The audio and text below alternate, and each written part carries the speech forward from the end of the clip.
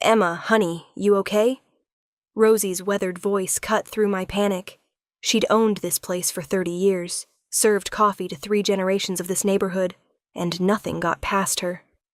I'm fine, I lied, clutching the damp rag like a lifeline. That's the 4th time you've checked that window in the last 10 minutes. Her eyes followed mine to the glass front, where darkness pressed against the neon glow of our sign. He out there again? My throat tightened. I couldn't speak, could only nod. Derek had been waiting for me after every shift for 2 weeks now, ever since I'd broken up with him, ever since I'd finally found the courage to say no to his controlling demands, his jealous rages, his hands that gripped too tight and left bruises shaped like fingertips on my arms. I'm calling the police, Rosie said, already reaching for the phone. Don't. The word came out sharper than I intended. I already filed 2 reports. They said unless he actually does something, unless he threatens me directly or breaks the restraining order by coming within 100 feet. I swallowed hard. He's always exactly 101 feet away. He measured it. He told me he measured it.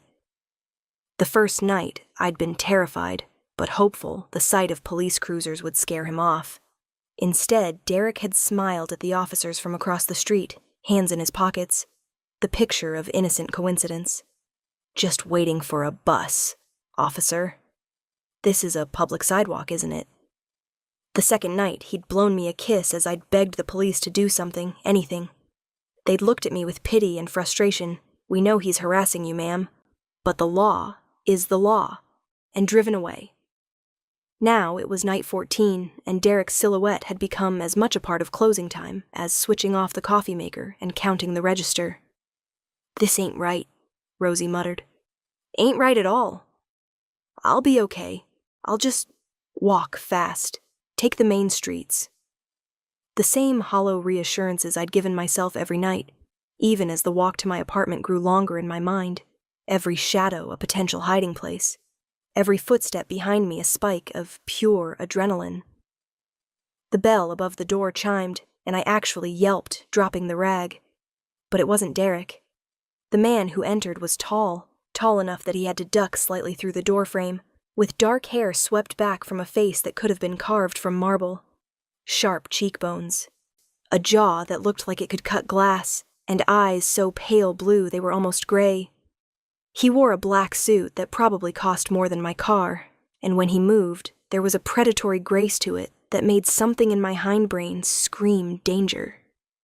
2 more men followed him, both built like brick walls, both scanning the diner with the kind of systematic attention that said security, protection, threat assessment. We're about to close, Rosie said, but her voice had gone soft, uncertain in a way I'd never heard before. The man in the suit smiled. It didn't reach his eyes. Coffee, black. I'll be quick. It wasn't a request. I grabbed a cup with trembling hands, filled it from the pot, and brought it to the booth where he'd settled, naturally, instinctively taking the seat that faced the door. His guard stood flanking the entrance, silent and still. Thank you, he glanced at my name tag. Emma. The way he said my name made my skin prickle, like he was tasting it, memorizing it. That'll be $2.50, I managed. He pulled out a wallet, leather expensive, and placed a $100 bill on the table. Keep it. Sir, I can't. You can. Those pale eyes fixed on mine, and I felt pinned like a butterfly on a board. You look frightened. Is it me? The directness of the question shocked me into honesty. No, sir. Then who? I shouldn't answer. He was a stranger. A strange, dangerous-looking stranger with bodyguards and eyes that saw too much. But something about the quiet certainty in his voice made me feel like lying would be worse than the truth. My ex-boyfriend. He waits for me. Every night. Right outside. Just beyond the restraining order distance. The words tumbled out before I could stop them. He follows me home. Never close enough for the police to do anything, but close enough that I can hear his footsteps behind me. Close enough that he can call out what I'm wearing, what time I left, how many times I looked over my shoulder.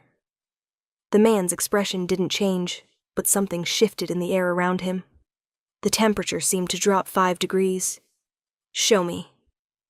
I walked to the window on legs that felt like water, pointed across the street to where Derek stood beneath a broken streetlight, his phone glowing in his hand. Probably timing me. He liked to text me my closing time, accurate to the minute, just to remind me he was watching. The man stood beside me, so close I could smell his cologne, something dark and expensive, cedar and smoke. He studied Derek for a long moment, his face absolutely expressionless. Then he turned to one of his guards. "Marco, make a call. I want to know everything about him. Full name, address, employment, family, friends, parking tickets, everything. I want it in 10 minutes. Marco nodded and stepped outside, phone already to his ear. "Sir, you don't have to... What's your full name, Emma?" "Emma Catherine Reese." "Emma Catherine Reese." He said it slowly, like a vow. "My name is Luca Moretti. Do you know who I am?" I shook my head, but Rosie made a small noise behind the counter, something between a gasp and a prayer. Luca's mouth curved slightly. "Perhaps that's better. What time do you finish?" "Midnight." "Then at midnight you're going to walk out of this diner and you're going to get into my car. I'm going to take you home, and your ex-boyfriend is going to learn something very important tonight." "What's that?" I whispered. "That you're under my protection now, and I don't share." The way he said it, calm, absolute, like a judge handing down a sentence, sent a shiver down my spine that wasn't entirely from fear. "I can't ask you to do this. I don't even know you." "You're not asking, I'm telling." He returned to his booth, picked up his untouched coffee, and took a single sip. "And now you know me. I'm the man who's going to make sure Derek," he said the name like it was something rotten, "forgets where you work, forgets where you live, forgets, perhaps, his own name." Marco returned, leaning down to whisper in Luca's ear. Whatever he said made Luca's jaw tighten almost imperceptibly. Interesting, he has a record. 2 previous girlfriends with restraining orders. 1 hospitalization that was ruled an accident. Luca's pale eyes found mine again. "You were lucky to leave when you did, Emma." The validation, the acknowledgement that I'd been right to be afraid, that this wasn't an overreaction or paranoia, nearly broke me. I felt tears burning behind my eyes. I tried to get help. I tried to do everything right. The system failed you. That happens more often than it should. He stood, buttoning his jacket with precise, controlled movements. "But I don't fail. Finish your closing duties. At midnight, you walk out that door. Understood?" I could only nod. The next 15 minutes passed in a blur. I counted the register twice, getting different numbers both times. Rosie kept shooting me worried looks, but didn't say anything. Not with Luca Moretti sitting in the corner booth like a king holding court, his guards standing sentinel. At exactly midnight, I untied my apron with numb fingers. "Emma." Rosie caught my arm. "Do you know who that man is?" "He said his name is Luca Moretti." She paled. "The Morettis, honey, they're not good people. They're connected.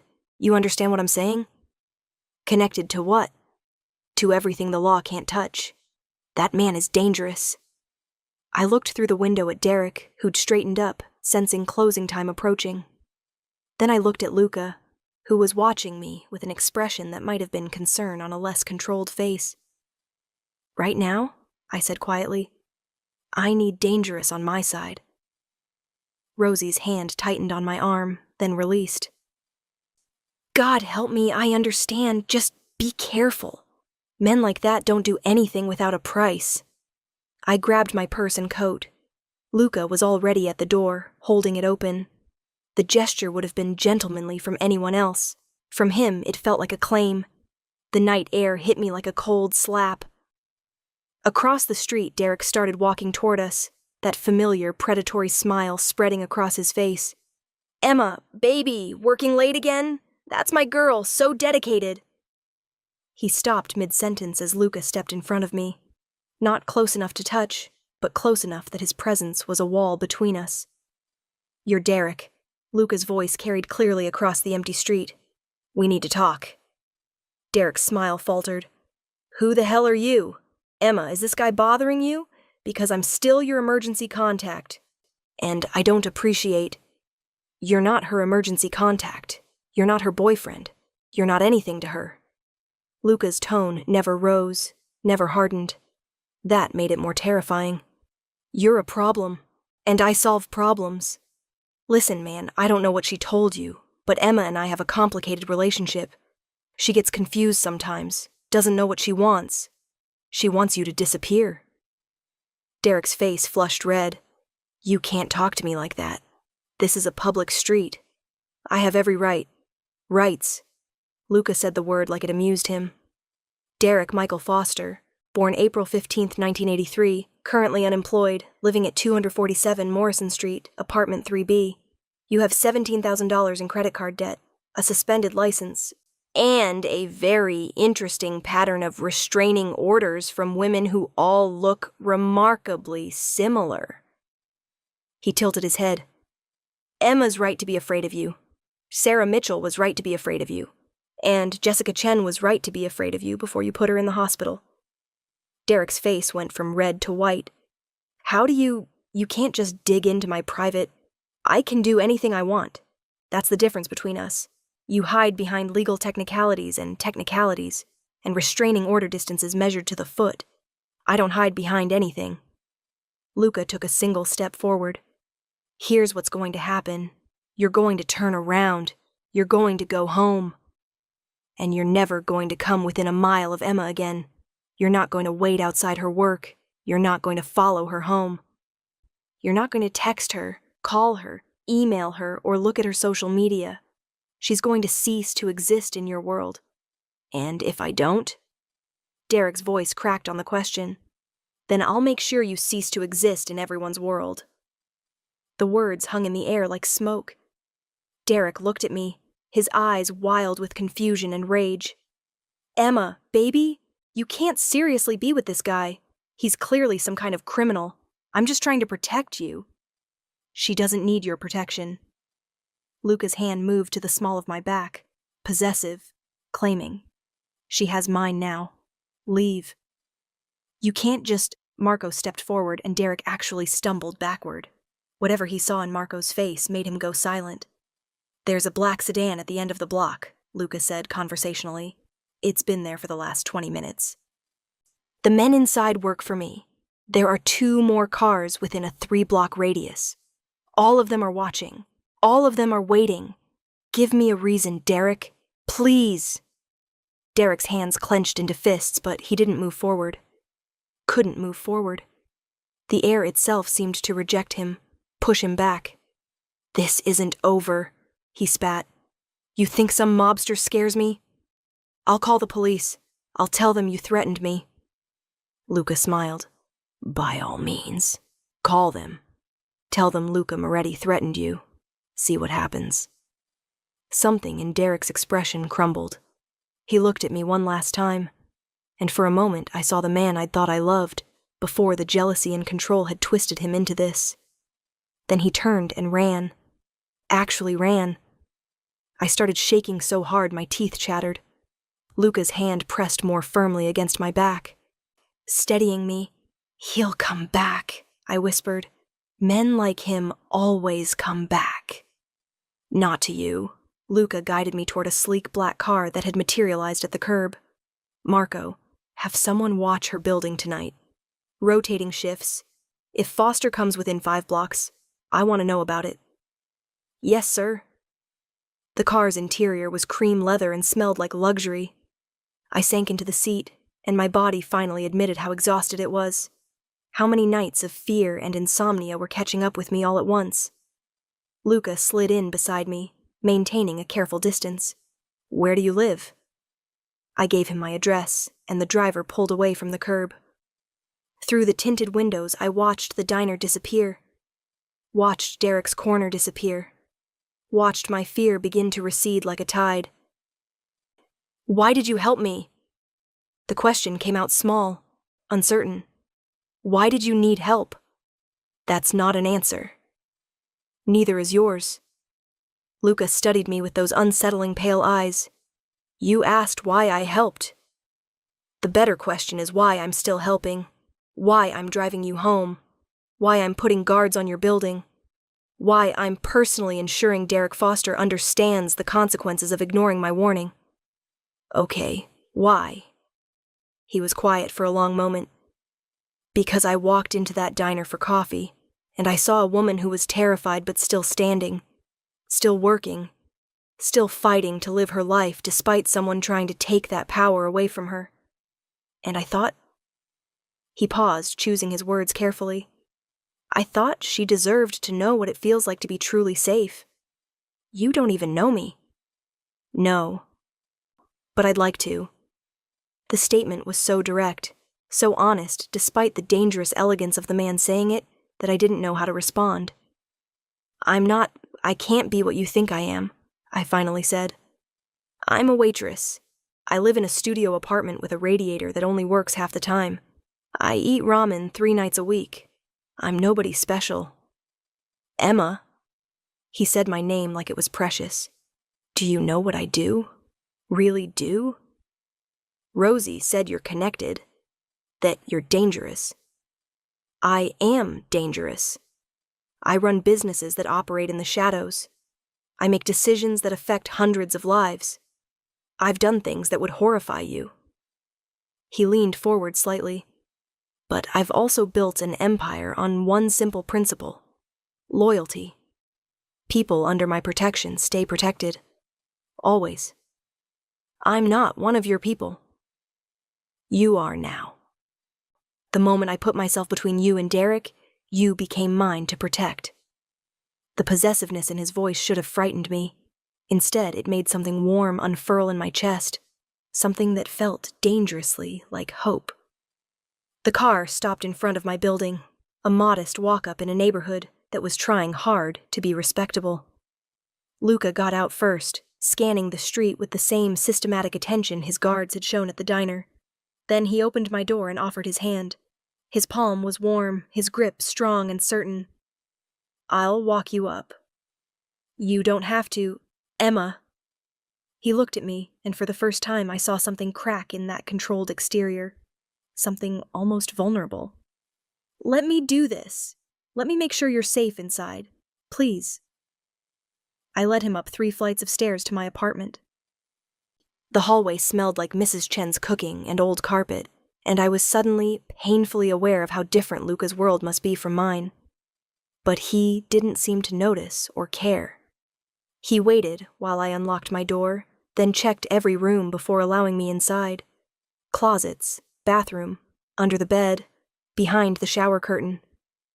All clear, he said, returning to where I stood in my tiny kitchen. Lock the door behind me. Don't answer it unless you know who it is. My men will be outside all night.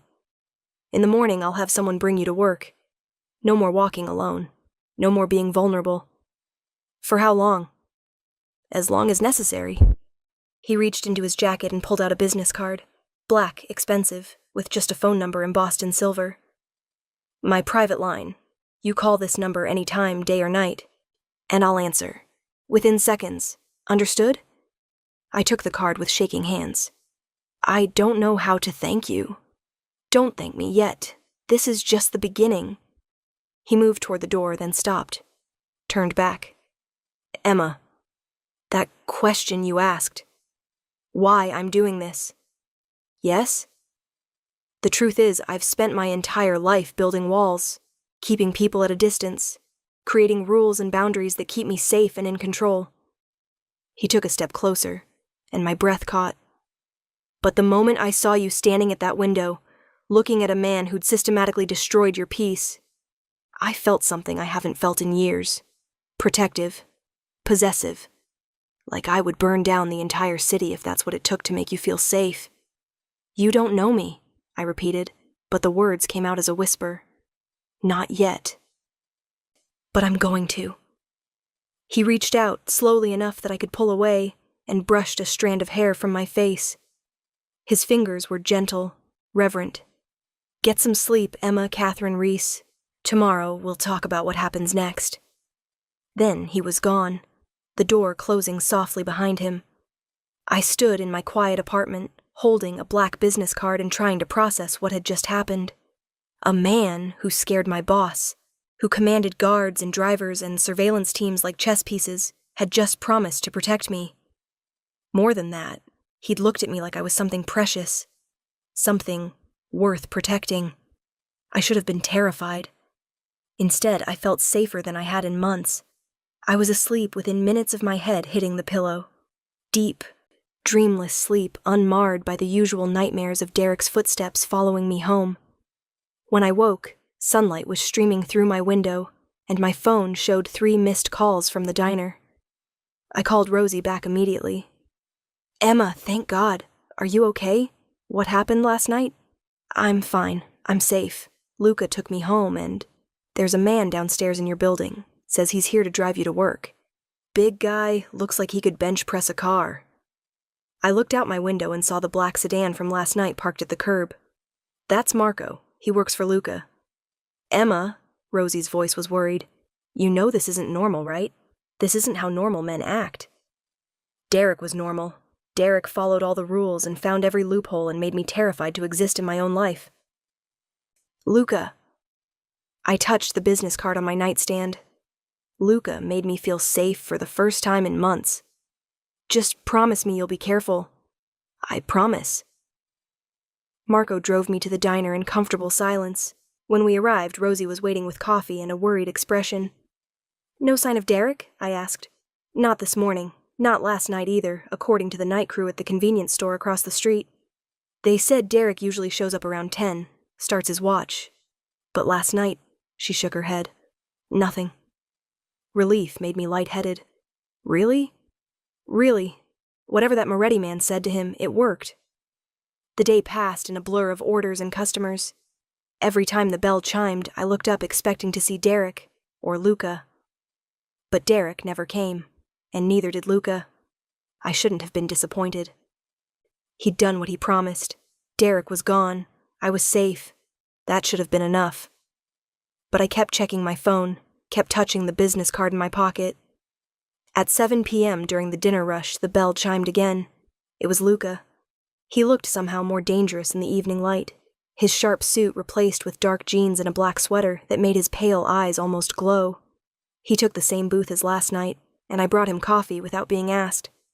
"You didn't call," he said. "You didn't tell me to. I gave you my private number. That's an invitation." I slid into the seat across from him.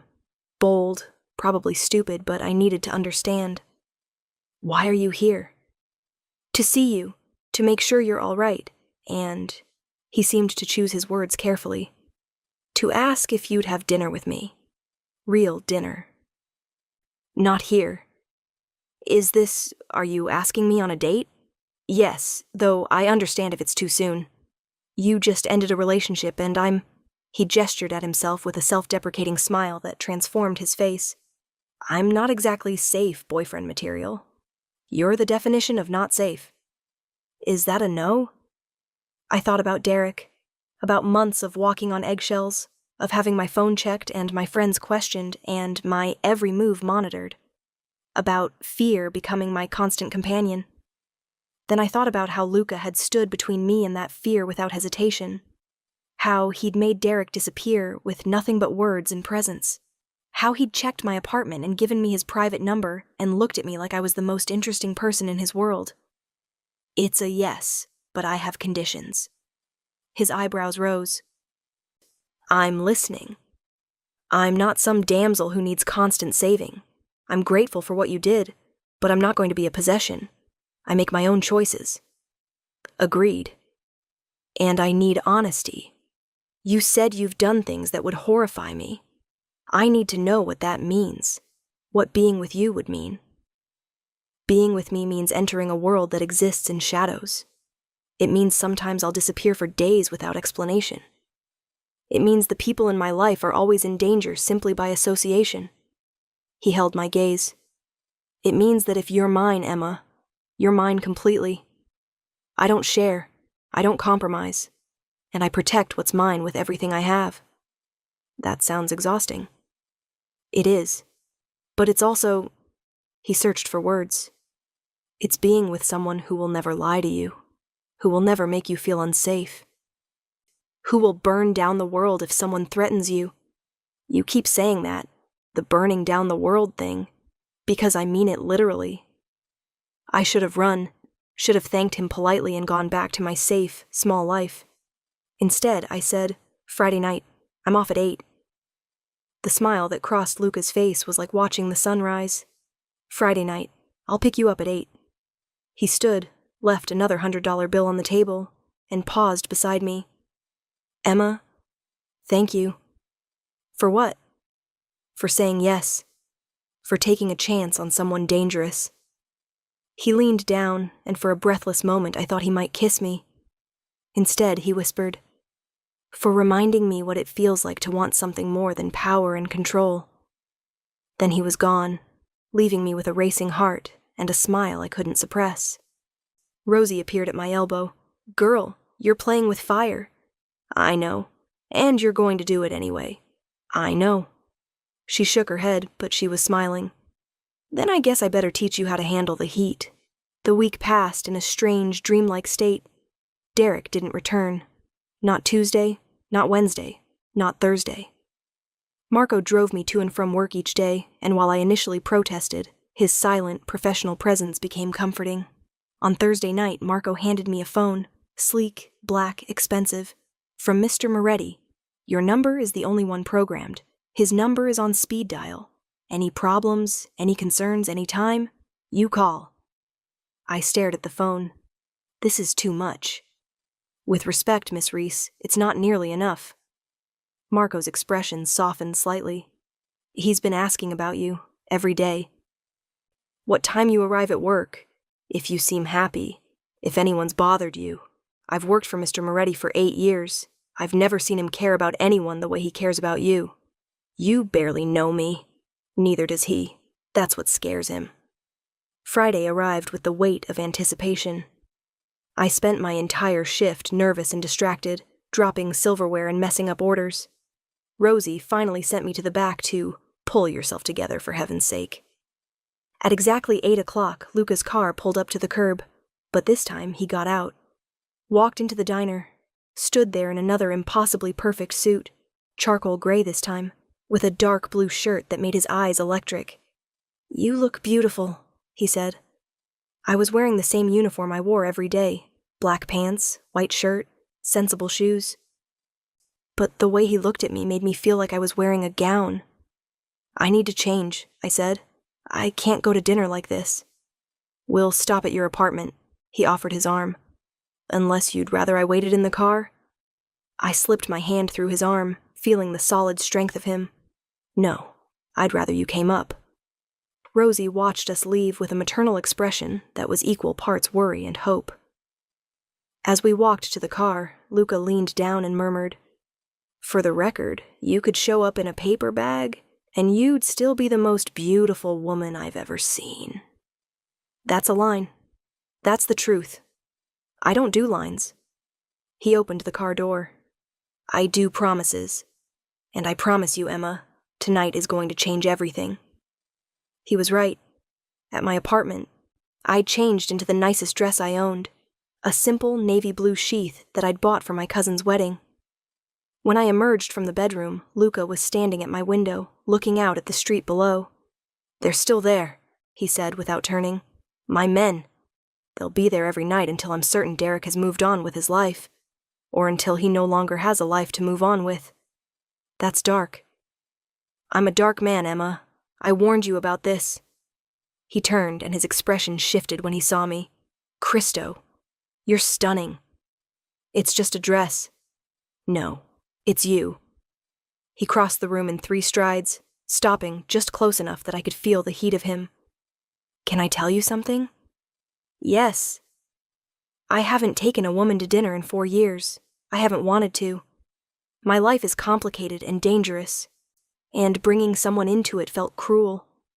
His hand came up, cupping my cheek with a gentleness that seemed impossible from someone so dangerous. But you make me want to be cruel. You make me want to risk everything just to see you smile. Luca, let me finish. You deserve to know what you're getting into. My name carries weight in this city. Protection and fear in equal measure. People will look at you differently when they see you with me. Some will envy you. Some will pity you. Some will try to use you to get to me. And some will try to hurt me to hurt you. Yes, that's the reality. That's why I've stayed alone. His thumb brushed across my cheekbone, but then I saw you looking out that window, terrified, but defiant, and I thought, maybe protecting something precious is better than protecting nothing at all. I leaned into his touch. I'm not afraid. You should be. I was afraid every single day with Derek. Normal, legal, socially acceptable Derek who stalked me and controlled me and made me feel like I was losing my mind. You? I put my hand over his, holding it against my face. You make me feel safe. That's worth the risk. He kissed me then. Softly at first, a question I answered by pressing closer. Then deeper, with the kind of intensity that made my knees weak and my heart race. His hand moved to the small of my back, pulling me against him, and I felt the careful control he maintained even in passion. When we finally broke apart, we were both breathing hard. We should go to dinner, he said roughly. We should. Neither of us moved. Emma. If we don't leave now, I'm going to kiss you again. And if I kiss you again, I'm not going to want to stop. Then maybe we should stay. His eyes darkened. I won't rush this. You deserve better than a rushed first date in your apartment. It's not rushing if I want it. Trust me. When I make love to you, and I will make love to you, it's going to be in a bed where I can take my time, where I can learn every sound you make, every place you like to be touched, where I can worship you properly. He stepped back, creating distance with visible effort. Dinner first, the rest later. The restaurant was the kind of place I'd only seen in magazines. Soft lighting, discreet tables, waiters who moved like dancers. The maitre d' greeted Luca by name and led us to a private corner table without being asked. You come here often? I asked as I settled into a chair that probably cost more than my rent. Never. I had them open tonight specifically for us. The restaurant is closed to the public. I stared at him. You closed an entire restaurant. I wanted to be able to talk to you without interruption, without people staring or taking pictures or causing problems. He smiled slightly. Is that too much? I can't always tell anymore. My sense of normal is skewed. It's terrifying and romantic in equal measure. That's a good description of me in general. We ordered, or rather Luca ordered for both of us after asking about my preferences, and I discovered I was too nervous to care about food anyway. The wine was incredible. The conversation was better. He asked about my life, my dreams, why I worked at a diner when I had a degree in art history gathering dust in a drawer. I asked about his family, his business, how he'd become the man he was. He answered honestly, telling me about a father who'd built an empire and a son who'd inherited it too young. About learning to be hard because softness got you killed. About building walls so high he'd forgotten what it felt like to let someone in. Until you, he said, reaching across the table to take my hand. Until a woman in a diner looked at me without fear or calculation, just saw a stranger who might help. I was terrified of you. Terrified of what I represented. Not of me. There's a difference. His thumb traced circles on my palm. Emma, I need you to understand something. What I feel for you, it's not rational. It's not measured or controlled. I saw you once, and something in me said, mine. That's not how normal people fall for each other. No, it's not. Does that frighten you? Yes, but not enough to run. Good, because I'm not sure I could let you go, even if you tried. The possessiveness should have been a red flag. With Derek, that kind of intensity had been suffocating, controlling, dangerous. But with Luca, it felt different. Like he wanted to own my fear and replace it with safety. like his obsession was about building me up rather than tearing me down. "What happens now?" I asked. "After tonight? Do we date? Do I become your, what, girlfriend? Property? I don't know how this works in your world." "In my world, you become mine. Completely and absolutely. Which means you're protected by everything I am and everything I control. It means no one touches you, threatens you, or even looks at you wrong without answering to me." He leaned forward. "But it also means you have power. Real power. Because anything that's mine, I protect. And anything that hurts you, I destroy." "That's a lot of pressure." "Yes, but I think you're strong enough to handle it. You survived, Derek. You'll survive me." A pause. "I hope." We talked until the staff started pointedly cleaning around us. Luca paid. I didn't see the bill, but he didn't even glance at it, and we walked back to the car hand in hand. "Your place or mine?" he asked as Marco started driving. "Is that a real question?"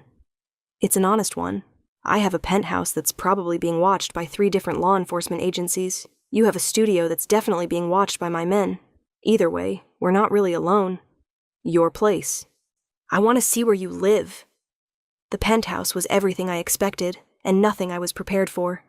Sleek, modern furniture, floor-to-ceiling windows overlooking the city, art on the walls that I was pretty sure I'd studied in school. It was beautiful, and cold, and impersonal. "I don't actually live here," Luca said, watching me take it in. "I exist here. There's a difference." "Where do you live then?" "I don't know anymore. Maybe I'll live wherever you are." He poured us wine, something red and rich that I didn't recognize. We stood at the windows, looking out at the city lights, and I felt the weight of the moment. The understanding that everything was about to change. "I have to know something," I said. "What did you do to Derek?" "Really? Do you want the truth?" "Always. I had him picked up by my men." They took him to a warehouse and explained in detail what would happen if he ever came near you again. They showed him pictures of what happens to men who ignore my warnings. Then they put him on a bus out of the city with $500 and instructions never to return. "That's all?" "That's all. I wanted him gone, not dead. He's a coward, Emma." "Cowards understand fear. I gave him something to be more afraid of than his obsession with you." "Thank you. Don't thank me for doing what I wanted to do anyway." He turned to face me, setting his wine glass aside. "Emma, I need to ask you something, and I need you to think carefully before you answer." "Okay. Be mine, not just for tonight or this week. Be mine for as long as this lasts. Let me protect you and care for you and show you what it means to be treasured by someone who understands how rare you are." My heart was pounding so hard I could hear it. "Are you asking me to be your girlfriend?" "I'm asking you to be mine in every way that matters. Girlfriend, partner, the person I come home to, the name I whisper when I think no one can hear, the woman who makes me want to be better than I am. That's a lot more serious than girlfriend. I don't do anything halfway. You should know that about me now." I thought about Derek, about months of feeling trapped and afraid, about the careful, patient way he'd isolated me from friends and family until I'd felt like I was drowning alone. Then I thought about Luca, about how he'd protected me without demanding anything in return, about how he'd been honest about his danger instead of hiding it, about how he'd asked what I wanted instead of telling me what I needed. Yes. Yes? Yes, Luca. I'll be yours. On one condition. Name it. You have to be mine, too. Completely. No secrets, no lies, no disappearing for days without explanation. If I'm risking my life being with you, you owe me the truth." He pulled me against him and I felt the tension leave his body. "Deal. Ask me anything, Emma. I'll never lie to you. Do you love me?" The directness of the question surprised us both. "No," he said, and my heart dropped. "Not yet, but I will. Give me time. and I'll love you so completely that you'll never doubt it. That's a promise. And if I fall first, then I'll spend every day trying to deserve it." He kissed me then, deep and claiming, and I felt the world shift beneath my feet. This was dangerous. This was crazy. This was everything I shouldn't want. And I wanted it anyway. We spent the night talking, kissing, learning each other like new languages. He told me about growing up in a world where trust was currency, and betrayal was death. I told him about art school dreams and crushing student loans, and the slow slide into just surviving instead of living. As dawn broke over the city, I was curled against him on his couch, his jacket draped over me like a blanket. "I should get you home," he murmured. "You have work tomorrow." "I'm calling in sick. Emma. I want to spend the day with you. Is that allowed? Or do you have people to intimidate and businesses to run?" He laughed, the sound warm and genuine. "I'll cancel everything. For you, I'll cancel the whole world." And he did. We spent the day together, and the next, and the next. Rosie covered my shifts with a knowing smile. Luca's empire apparently ran itself when he decided to focus on me instead. We existed in a bubble, learning each other, building something that felt fragile and precious and terrifying. On the 4th day, Derek sent a text. A simple message. "I'm sorry. I'm getting help. I won't bother you again." I showed it to Luca, who read it with a satisfied expression. He means it. My men confirmed he's in therapy and staying with family across the country. He's scared enough to actually change. Good. "Is this what you needed? Closure?" "No, I needed to feel safe. You gave me that. The rest is just bonus." I kissed him softly. "Thank you for everything. Thank me by staying. By letting this be real. It is real. Then let me prove it." A week later, Luca took me to a benefit gala, the kind of high society event I'd only read about. He introduced me to everyone as my Emma, possessive and proud, his hand never leaving the small of my back. People stared. People whispered. I didn't care. The morning after, my picture was in the society pages, identified as Luca Moretti's new companion. Rosie called to make sure I was okay. My mother called to demand to know what I was thinking. My friends called to ask if I'd lost my mind, but Luca just held me and said, "Is this too much? We can step back. I can keep you separate from this part of my life if you want." "No, I want to be part of all of it, the good and the bad. Even if it's dangerous? Especially then, because you taught me something, Luca. You taught me that sometimes the most dangerous thing is the thing that makes you feel most alive." He kissed me then, soft and reverent. "I love you, Emma Catherine Reese. I know it's too soon, and too fast, and too intense, but I love you. I love you too, despite the danger. Maybe because of it. I love you. Then marry me." I pulled back, stunned. "What?" "Marry me. Not now, not today, but someday. Let me make you mine in every way that matters. Legally, publicly, permanently. Let me spend the rest of my life proving I deserve you. Luca, I know it's insane. I know we've only known each other a few weeks, but I've never been more certain of anything. You're it for me, Emma. You're the thing I didn't know I was missing. Say yes, or tell me to wait, or tell me I'm crazy, but don't say no." I thought about safety and danger, control and freedom, the life I'd planned and the life I was living. Ask me again in 6 months. If you still feel this way, if we still feel this way, then yes, I'll marry you. 6 months. 6 months? Think you can wait that long?